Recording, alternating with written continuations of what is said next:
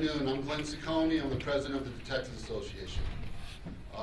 I represent the 368 detectives, not 376, that was said earlier.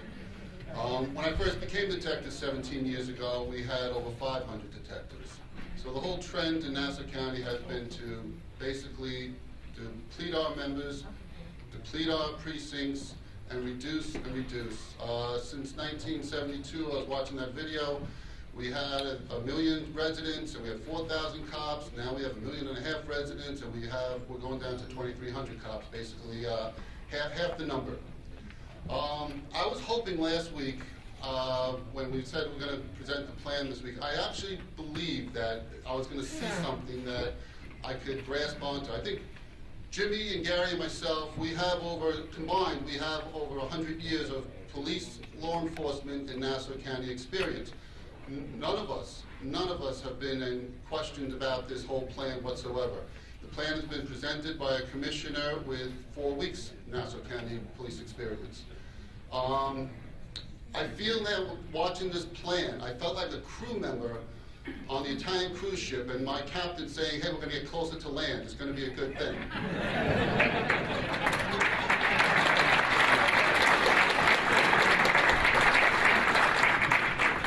I heard catchphrases like, public safety will not be compromised. As a detective, it will be compromised. You cannot combine 8 precinct squads to 4 precinct squads. It is not going to work. And the facilities that they intend to use it are just simply not going to work. This plan is insane. We have 35 detectives that are going to now be housed in the 7th squad. I also heard the new commissioner say a kitchen is a luxury item. No, it's a necessity in a DD squad. We do not get to go out for dinner. We do not get to go downstairs to another kitchen. We have our prisoners in this squad room with us. And that's the only space we have to go next door. A door separates you from the criminals that you're locking up. We don't even have the facilities to interview properly now, to interrogate properly now. We don't have lineup rooms. We don't have the holding cells. Right now, we do not have it. We make shift. There are some nights you have 18 prisoners in a station house. You know, when you have, especially in the minority communities, like the 5th precinct and the 1st precinct, that we're eliminating altogether. When you have arrests, you have gang arrests, it's not one subject, you have multiple subjects. They talked about this arrest processing center, because every complaint we have, they'll come up with a different response. Arrest processing center, detective arrests let's just take a typical assault. You have an assault arrest on the street. The cop doesn't pick up that subject and bring him over to headquarters and process him. He brings that subject, he brings the victim, he brings any other witnesses, any other potential subjects, and they get brought up to the squad. And the detective interviews each and every one of them and tries to separate everybody in the facilities that we have now. Now picture on a busy night, any other weekend nights is always going to be busy, when you have multiple arrests and multiple, like I said, I've been there when we've had 18 subjects in the station house, and you line them up wherever you can. That's one precinct. Now double that in the precinct.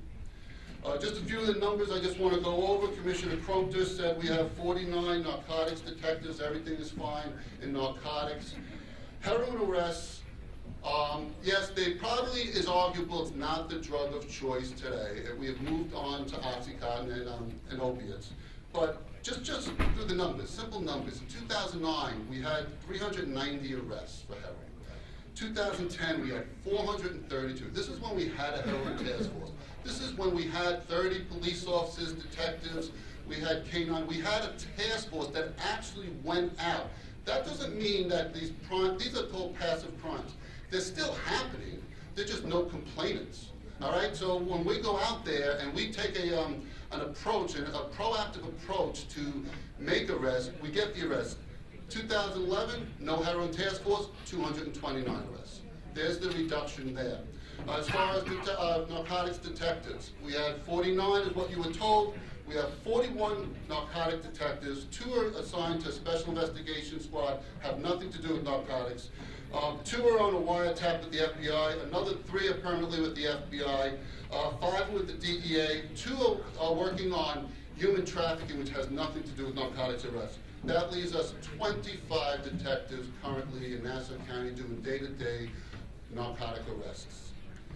This plan is completely and utterly insane. I don't even know the numbers. I consider myself an intelligent guy. I hold an accounting degree, I hold a law degree, and these numbers they come up with, I sat in the back and I just couldn't even figure them out. I couldn't even come up with them.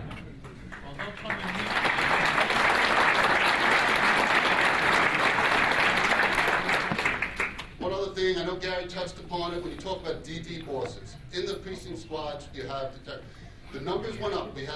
If we combine the 2 precincts, we have 4 and 4. That's what he has as DD supervisor bosses. He wants to combine them and have 5. We used to have 8, now we're down to 5. That's a reduction. DD bosses, their supervisors, they work with the detectives. They work on our investigations. When we bring people in, we're doing court papers, what charges? They work on the investigations to.